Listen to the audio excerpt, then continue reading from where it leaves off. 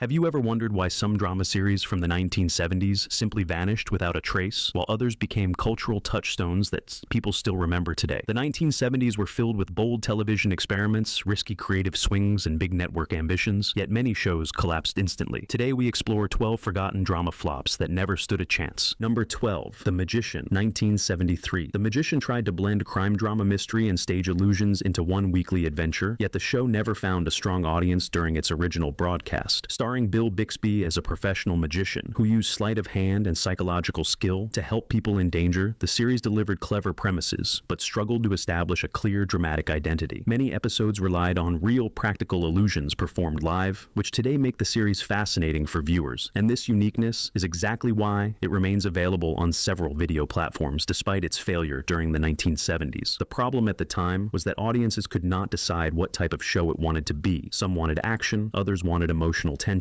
Others expected a mystery structure like Columbo. Instead, the series lived in a quiet middle ground where suspense was light. Character drama was soft, and the plots sometimes resolved too neatly to create lasting impact. Critics admired Bixby's charm, yet felt the writing did not give him enough depth. Behind the scenes, the production team struggled with the demanding need to stage real illusions without trick editing, which raised costs and limited narrative possibilities. However, the series has enjoyed a surprising afterlife. Because Bixby performed every illusion himself, and because no camera tricks were used, fans of magic history find the show valuable today. Episodes have been restored and released in physical collections, as well as on digital video services. The Magician may have failed during its network run, but in the modern era, it stands as a rare archival treasure, and its availability today gives viewers a chance to rediscover a creative experiment that simply arrived before its time. Number 11. Petrocelli, 1974. Petrocelli followed defense attorney Tony Petrocelli as he fought for clients in a dusty Arizona town using the patient investigation, creative reasoning, and deep empathy. The series presented a thoughtful legal drama that emphasized the human cost of every case. It aired 2 seasons, yet ratings never rose high enough to sustain long-term success. Despite this, the series remains widely available today through DVD releases and digital platforms that preserved its best episodes. One of the strongest features of Petrocelli was its commitment to showing the entire investigative process. Instead of revealing the truth, suddenly the show walked viewers through each misstep and breakthrough as Petrocelli slowly uncovered hidden motives and buried secrets. This pacing appealed to some viewers, but others found it too slow for primetime. The lack of sensationalism made the show less competitive against louder network dramas. Still, Barry Newman's grounded performance earned consistent praise. The setting also made the show stand out. Unlike most legal dramas set in large cities, Petrocelli explored small-town law, where personal relationships and local politics shaped every decision. This gave the series rich texture, yet also limited its broader appeal. While critics acknowledged its sincerity, audiences gravitated toward faster, more explosive stories. After cancellation, the series developed a small, loyal fan base that eventually fueled its home video releases. Today, viewers can watch complete episodes on multiple video platforms, where the show's thoughtful pacing and moral depth feel more appreciated than when it first aired. Petrocelli remains a quiet gem, a series that failed in its time, yet earned new respect in retrospective viewing. Number 10. The Smith Family, 1971. The Smith family combined police drama with family life, and starred Henry Fonda as a dedicated detective trying to raise his children while handling the demands of his job. The concept aimed to blend emotional domestic storytelling with investigative tension, offering viewers something warm, relatable, and dramatic at the same time. In theory, this hybrid should have worked, but the execution faltered. The script struggled to balance the two halves of the series, and episodes often shifted tone abruptly. Emotional moments felt disconnected from the crime narratives, and viewers could not tell whether the show wanted to be a family drama or a police procedural. Ron Howard played the teenage son, yet even with his rising popularity, the series could not win steady attention. Critics described the show as pleasant but lacking energy. The family scenes were gentle but sometimes too soft for primetime, while the crime elements lacked urgency. As a result, neither audience group felt fully satisfied. At the same time, rival networks were offering sharper and more focused dramas, which made the Smith family appear old-fashioned and timid. Production challenges also plagued the series. The writing team changed several times during the run, which caused inconsistencies in character behavior and episode pacing. The network attempted minor adjustments, hoping to stabilize ratings, but the numbers continued to decline. After only 1 season, the show was canceled quietly without major publicity. Over time, the Smith family faded from cultural memory because it never developed a strong personality of its own. It serves as a reminder that blending genres requires careful balance, and without that balance, even a cast led by Henry Fonda cannot save a struggling series. Number 9. The Immortal, 1970. The Immortal told the story of a test driver named Ben Richards, who discovered that his blood granted him extraordinary healing ability. Once a shadowy corporation realized his secret, Richards became the target of an endless pursuit as powerful men sought to capture him and harvest his blood. The premise offered action, science fiction, and emotional drama, yet the show lasted only one season. Despite its short life, it became a cult favorite and has been preserved on DVD and digital video, making it fully available for modern audiences. The series blended chase thriller storytelling with character-centered drama, but the writing struggled to balance these elements. Episodes often repeated the same structure. Richards arrived in a new town, helped strangers, placed his own life at risk, and escaped just in time before the hunters closed in. While this wandering hero approach mirrored successful shows like The Fugitive, it lacked the same emotional weight. Critics found the pacing repetitive and the character arcs thin. Production difficulties also limited the show's success. Budget restrictions reduced action scenes and forced heavy reuse of sets. The series promised a grand science fiction conspiracy, yet delivered only hints because it could not sustain the scope demanded by the premise. Viewers tuning in for bold futurism instead found a grounded drama with light genre touches. However, the show's central idea remains compelling, and its preserved episodes have found new life among collectors. Fans appreciate the earnest performance of Christopher George and the thematic exploration of what it means to be hunted for something beyond your control. The Immortal failed to survive its original run, yet it thrives today because its availability allows new audiences to discover a lost concept-driven drama that deserved more from its era. Number 8. Griff, 1973. Griff attempted to deliver a hard-edged detective drama, starring Lorne Greene in a rare departure from his beloved Bonanza persona. Greene played Wade Griff Griffin, a former police captain who resigned from the force and opened a private investigation business with his partner. The premise had potential, especially with Greene's gravitas, but the show never found traction. It lasted only a handful of episodes before being canceled, yet today the series survives through scattered digital archives and a few rare home video releases. The biggest issue was audience expectation. Viewers who tuned in for Greene hoped to see familiar warmth and paternal charm. Instead, they found a brooding, intense detective story that leaned heavily into gritty Los Angeles crime. The tonal shift proved too abrupt. Critics felt the plots lacked emotional depth, and viewers complained that episodes felt routine despite strong guest stars. Production challenges added strain. Scripts were frequently revised late in the process, leading to uneven pacing and inconsistent characterization. Some episodes aimed for noir-style seriousness, while others drifted toward traditional action procedural territory. This identity crisis prevented the show from developing a stable audience. Although it failed in its original run, Griff remains an intriguing artifact today, a brief attempt to reinvent a major television star and shift him into a darker, dramatic landscape. Its preserved episodes allow modern viewers to explore a forgotten experiment that simply could not overcome the weight of expectations during its debut season. Number 7. Delvecchio, 1976. Delvecchio starred Judd Hirsch as a thoughtful Los Angeles detective who balanced police work with ambitions to become a lawyer. The series aimed for grounded character drama rather than sensational crime plots. Many episodes explored moral ambiguity and emotional conflicts rather than violent action. Though admired by some critics, the show struggled in ratings and was canceled after a single season. Today, however, Delvecchio is available in digital archives and DVD collections, where viewers can appreciate its sincerity. The problem during its original broadcast was largely tonal. Delvecchio resisted the high-energy action that dominated 1970s police television. Instead of dramatic shootouts, the show featured philosophical conversations and deeply personal dilemmas. The lead character approached every case with empathy and patience, which made the stories more reflective yet slower paced than most viewers expected. Another difficulty was the competition in its time slot. The show faced established ratings giants that made it nearly impossible to draw a stable audience. Even though Hirsch delivered a nuanced emotional performance, viewers simply gravitated toward programs that offered greater escapism and spectacle. After cancellation, Delvecchio quietly disappeared from regular syndication. However, appreciation for thoughtful character-driven police drama grew in later decades. When the show resurfaced through home video releases, it found new admirers who saw it as an early example of the realistic, grounded storytelling that would later define modern prestige crime series. Delvecchio may have failed in its original moment, but its availability today ensures that its unique vision and strong performances are not forgotten. Number 6. All That Glitters, 1977. All That Glitters entered the airwaves with one of the boldest and most unusual premises of the decade. Set in a world where women dominated business leadership and men filled secretarial and domestic roles, the series aimed to create a satirical drama exploring gender expectations. Produced by Norman Lear, the show carried significant creative weight and high expectations. However, it never achieved the impact its creators envisioned. Viewers struggled to understand the tone, which shifted between satire, social commentary, and soap opera melodrama. The reversed gender roles were intended to spark discussion about inequality, but the stories often lacked emotional grounding. Instead of presenting characters with meaningful depth, the scripts leaned heavily on novelty. Jokes and dramatic moments centered on the gender swap rather than the personalities themselves. That left the show feeling gimmicky rather than insightful. Critics argued that the premise overshadowed the emotional core, and the characters felt more like illustrations than human beings living complex lives. Scheduling also harmed the show. because it aired daily in a soap-style format that demanded heavy viewer commitment. Casual audiences had difficulty following plot lines, while dedicated soap viewers expected a different form of storytelling. This mismatch weakened viewership. Within months, the ratings fell sharply and producers could not revive interest. Despite its failure, All That Glitters is historically important because it represented an early attempt to explore feminist themes through fictional narrative on primetime television. The lack of success does not erase its ambition, but its downfall demonstrates that groundbreaking concepts still require solid character development and consistent tone. Without those elements, even the most daring experiments collapse under their own weight. Number 5. Mrs. Columbo, 1979. Mrs. Columbo attempted to extend the world of the beloved detective series Columbo by placing the spotlight on his unseen wife. Fans of the original show had grown curious about her through years of off-screen mentions, so NBC believed a spin-off could thrive. However, the decision proved disastrous. The new series featured a younger actress as Mrs. Columbo, which immediately clashed with audience expectations. Viewers who loved Peter Falk's version of Columbo imagined his wife very differently. This disconnect created resistance before the first episode even finished airing. The show followed Mrs. Columbo as she solved mysteries on her own, yet the tone lacked the charm and razor-sharp wit of the original. Instead of intricate puzzles and psychological battles, viewers received straightforward cases with limited depth. Critics labeled the writing thin and the mysteries predictable. Most importantly, the series failed to justify why Mrs. Columbo should be a standalone detective. The connection to the original show felt forced rather than organic. Producers attempted to rebrand the show by changing titles, altering backstory, and minimizing references to Columbo. These adjustments only made the situation worse. Instead of strengthening the concept, they created confusion about what the show was supposed to be. Ratings dropped lower with each episode, and the network canceled the series after one season. Mrs. Columbo remains one of the most infamous spin-offs in television history because it demonstrates the danger of expanding a universe without understanding what made the original special. Instead of capturing the intelligence and subtlety of Columbo, the series offered a watered-down imitation. Fans rejected it immediately, and it remains remembered today not for its accomplishments, but for its missteps. Number 4. The Delphi Bureau, 1972. The Delphi Bureau attempted to merge cloak-and-dagger espionage with domestic political intrigue, offering viewers a unique spy drama at a time when the genre was shifting away from Cold War glamour. The series followed Glengarth Gregory, an investigator working for a secretive government agency so obscure that only one man in Washington knew it existed. Equipped with no weapons and no formal authority, Gregory relied entirely on intellect, persuasion, and improvisation to navigate dangerous assignments. However, despite its ambitious concept, the show vanished quickly, and today survives mostly through archival collectors and rare digital uploads. The central problem was tone. Viewers expected either a high-octane spy thriller or a grounded political drama, but the Delphi Bureau hovered in an awkward middle space. The pacing felt restrained and cerebral, and without flashy action, scenes audiences found the stakes surprisingly muted. Critics admired the clever premise, but complained that the show lacked urgency. Compounding the issue was the rotating structure of the broader Men of Action Wheel series in which the Delphi Bureau aired. Sharing airtime with other unrelated programs made it difficult for viewers to form consistent attachment. Each return of the series required audiences to reorient themselves to its slow burn style. Although short-lived, the Delphi Bureau stands today as a fascinating reminder of the experimental spirit of early 70s television. Its attempt to reinvent the spy genre was admirable, but without cohesive identity and consistent scheduling, it simply could not secure the audience it needed for survival. Number 3. Ghost Story, 1972. Ghost Story attempted to deliver atmospheric supernatural drama. During a decade when horror on television was still considered risky territory, the series originally launched with a strong hook. Each episode presented a chilling tale told with gothic elegance and unsettling tension. Veteran actor Sebastian Cabot served as the on-screen host, guiding viewers into eerie tales of hauntings, curses, and unexplained terrors. The show aimed to blend prestige drama with supernatural storytelling. However, the network quickly realized that the audience response was weaker than expected. While critics appreciated the stylish presentation, viewers wanted more consistent emotional payoff. Episodes often felt restrained and muted. Instead of full horror spectacle, Ghost Story delivered subtle psychological chills. This quiet approach may have been admirable artistically, but it left general audiences underwhelmed. Ratings fell sharply within weeks. The network panicked and decided to change the name mid-season to Circle of Fear in a last attempt to attract viewers. The rebranding pushed the show toward more conventional suspense, yet the shift damaged its identity. Fans of the earlier episodes disliked the tonal inconsistency, while new viewers remained disconnected. The anthology format also worked against long-term loyalty. Without recurring characters, the show relied entirely on weekly storytelling strength, and not every episode reached the same quality. Some installments were sophisticated and haunting, while others felt thin or unfocused. This unevenness hurt repeat viewership. Before long, Ghost Story disappeared completely from the schedule. Today, it stands as an example of early supernatural programming that appeared before mainstream television was truly ready for the genre. Its ambition and mood earned it a small cult following in later decades, yet during its original run, it proved too subtle, too experimental, and too inconsistent to survive primetime competition. Number 2.